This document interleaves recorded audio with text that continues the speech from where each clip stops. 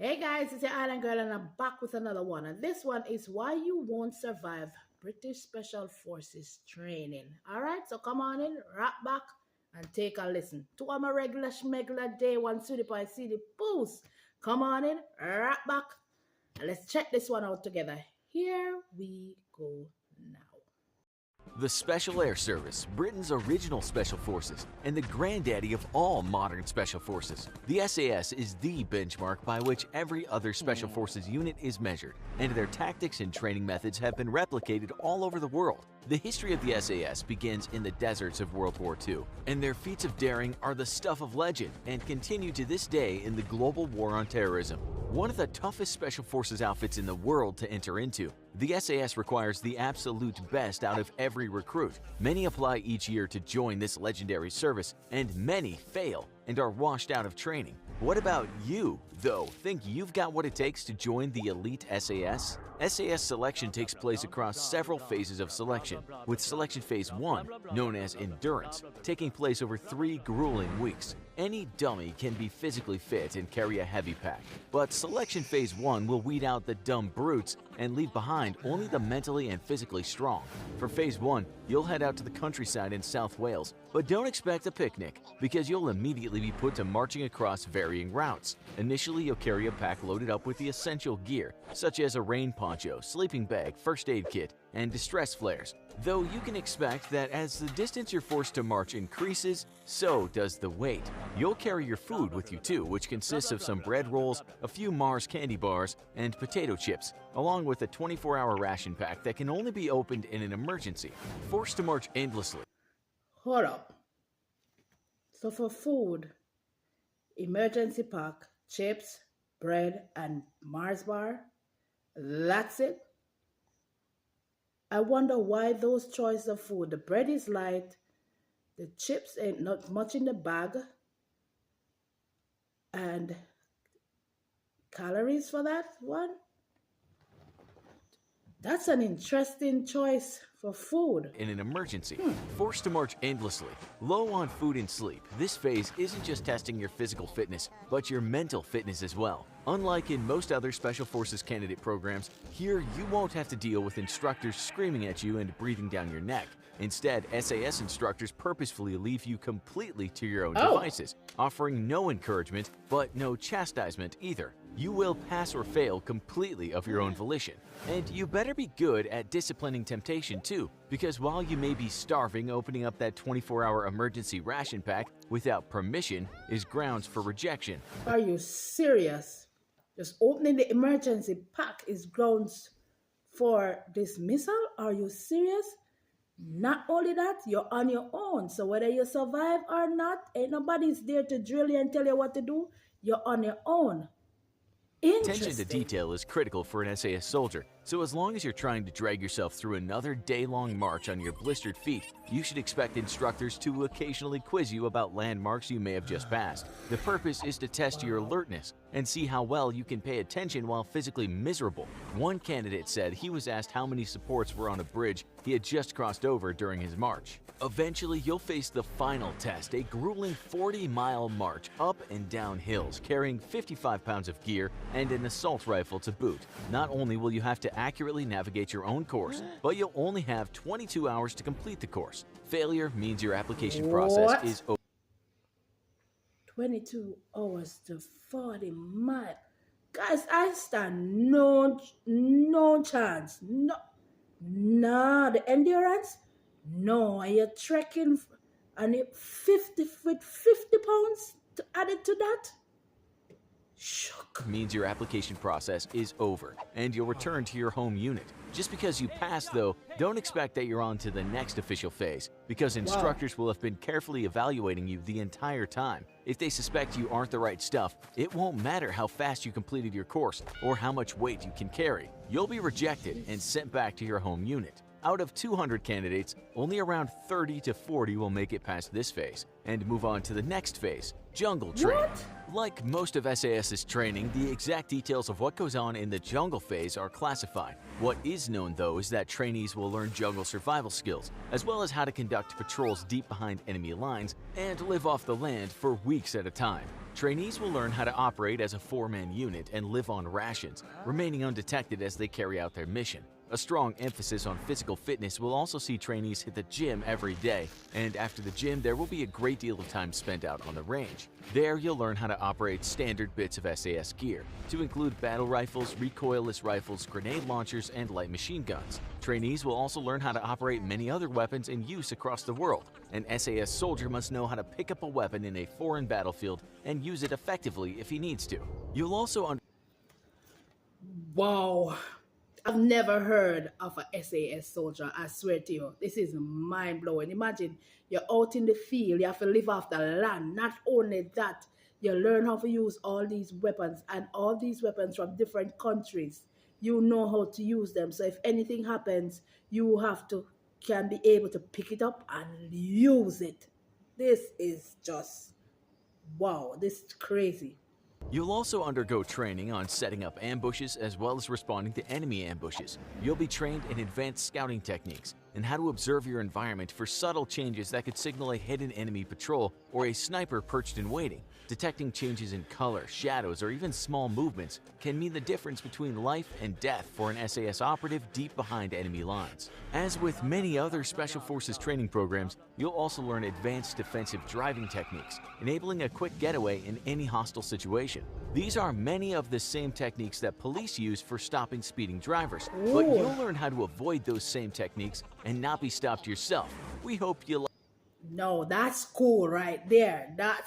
Can you imagine learn how to drive like that to get away and even to evade? Listen, not even police can catch you when you're finished. That is something. Not only that, I wonder how you detect that a sniper is somewhere. Man, jeez, this is some serious training. This is the elite of the elite, guys. Wow. We hope you like blowing things up, because you'll also be learning how to handle a variety of explosives. Oh. And because explosions typically mean wounded, you'll receive extensive medical training that can be quickly deployed out in the field. Nice. One of the most important jobs that Special Forces operators do in war is reconnaissance. And so you'll learn how to establish listening posts and observation posts, and covertly observe an enemy. To aid you in your mission, you'll learn how to use a variety of secure communications gear, such as satellite radios, and how to avoid getting pinned down by the enemy due to your electronic emissions. Lastly, you'll undergo extensive hand-to-hand and close-quarters combat techniques, and become an expert in breaching and assaulting enemy structures. To make it to the end of this phase, you'll be amongst the 15 to 20 who didn't get sick from the jungle environment and drop out, or weren't washed out by instructors. Don't start congratulating yourself yet, though, because the ultimate test is coming up next. Part 1 of your final test is a 3-day escape and evasion course.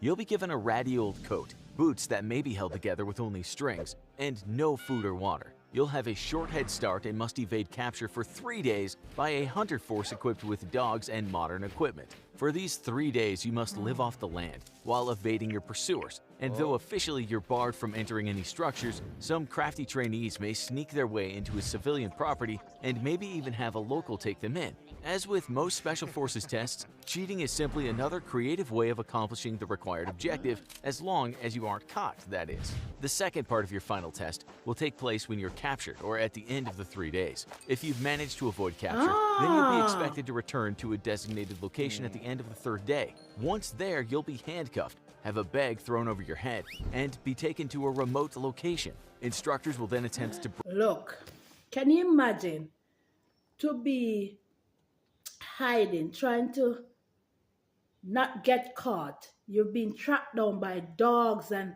you don't get no food. You have to live off the land for three days out in the middle of nowhere, and you have to try to survive for those 3 days and not get caught. Listen, I'm a be front up. Yeah, the blowing up of stuff in the lab, yes, is fun and all of that, but that right there, no, that's on another level. This is what you call training.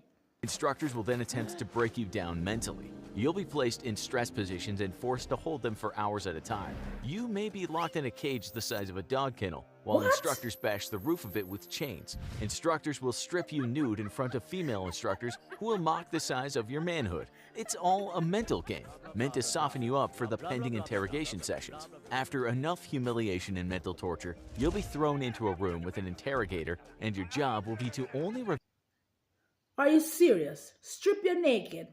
Then have females laugh after your little tingling or whatever, whether you're big or you're small, mandingo or not. You have female just for get in your mental space. Listen, all of this to me is crazy. Crazy. only reveal the big four to him or her: your name, rank, serial number, and date of birth. Giving the interrogator any information other than that will lead to your immediate expulsion from SAS training. That's it, the What? end of the line for you. If you make it through this final phase, then you can feel proud of accomplishing what very few people have ever done. You'll receive the Nice. beige beret with the winged dagger insignia and officially become a member of the British Special Air Service. However, maybe celebrate modestly, because you'll be on probation until you finish your continuation training, and sadly, many soldiers are returned to their home unit during this phase. If that happens to you, you'll at least have worn the beret for a short time, and that's an accomplishment in and of itself. If you make it through training though, you'll join the 22nd Why those letters A, B, D, and G? Interesting. Not only that, even after passing through that phase, you're in a probation stage, so that you're still not squadrons, safe. A, B, D, and G. Each squadron is made up of around 60 men, meaning there's roughly 240 active duty SAS soldiers at a time in the British military, with 2 reserve regiments, the 21st and 23rd SAS. This is in sharp contrast to the approximately 2,000 Navy SEALs the US military What? has, but that's due to the smaller size of the British military. Amongst each SAS squadron are 4 troops, and each troop specializes in a different area of expertise. The air troop is specialized in parachute insertions, including static line insertions and halo jumps deep behind enemy lines. The boat troop is specialized in amphibious operations, such as inserting into hostile beaches via submarines, a favorite tactic of US SEALs. Interestingly, SAS and American SEALs work so closely together that often SAS soldiers will deploy from an American submarine specially outfitted to deliver special forces under the cover of the Nice. waves. Mobility troop soldiers specialize in handling any number of vehicles. You can think of them as the getaway drivers of the SAS. Mountain troops are trained in Arctic warfare and navigating and surviving in dangerous mountainous terrain. SAS mountain troops work closely with American and French special forces in the mountain regions of Afghanistan, hunting down Taliban and Al-Qaeda fighters in deep mountain complexes. The close-knit relationship between SAS and American Special Forces means that both nations share many of the same tactics and training techniques, and an SAS soldier is always welcome aboard any American aircraft or boat. Sweet. If you had joined the SAS in the early 2000s, you may have been a part of the legendary Task Force 88, easily the deadliest fighting force ever assembled on planet Earth. Immediately after Saddam Hussein's government was ousted from power, Task Force 88 was formed to hunt down the former dictator and his supporters. And over the years, their job evolved to becoming the premier hunter-killers of NATO's war against terrorist leaders in Iraq and Afghanistan. Most of their deeds are shrouded in extreme secrecy, though it's known that TF-88 was responsible for killing one of the key members of the insurgency, al-Zarqawi. At its height, Task Force 88 was made up of Task Force Black, an SAS Sabre squadron supported by specialist boat service operators. Task Force Blue was made up of the legendary SEAL Team 6. Task Force Green was made up of operatives from America's Delta Force, and Task Force Orange was made up of the single most secretive Special Forces operators in the world, America's Intelligence Support Activity, a Special Forces unit whose job is to find actionable intelligence for other Special Forces units I didn't even know that something like that exists. This is interesting. which the Pentagon denies any official knowledge of. Task Force 88 was an example of the close-knit relationship between the Special Air Service and its American counterparts, and that relationship continues to this day in unacknowledged conflicts all around the world. If you think you've got what it takes to make it through SAS selection after watching our video, maybe No. you too will be working side by side with the world's best, hunting down bad guys in jungles, deserts, and mountains all over the globe. Now that you've watched this adrenaline-packed video, maybe it's time to chill out with this video over here. And if Jeez Louise. I ain't gonna lie, that's a video and a half to unpack. I didn't know what the SAS stands for or what it is, and my mind is blown. The vigorous training and all of that, they are the elites of the elites based on what I just watched. So, to be honest, I could not even surpass the first stage one bit. I would enjoy doing mixing up all sort of thing to create all sort of chemical to create bombs and all of that. And yes, the medical training and driving the car, but that's pretty much it. To be chased by dogs and for 3 days with no food whatsoever and to live off the land. Not only that, to carry 50-pound treading, and you have to do that in 22 hours. So let me ask you a question. Because based on how I see it, can you just go into that, or you have to be in the army? You have to be enlisted first for a certain period of time before you can actually apply for that. And as you can see, they're the elites of the elites for real, because it's only 60. That's 240 per unit. That's crazy. Wow. Mind blown. Jeez. I say you live, you learn. It's your island girl and I'm running out of here. Don't forget to go in the comment section. Tell me what you'd like me to react to next, because it will be done. Man, this is amazing. It's more, like I said, it's so amazing. You live, you learn. I just said it. Wow. Love you guys. Don't forget to go in the comment section. Tell me what you'd like me to react to next. Keep on rocking back, relaxing, and enjoy. See you in another one. Bye.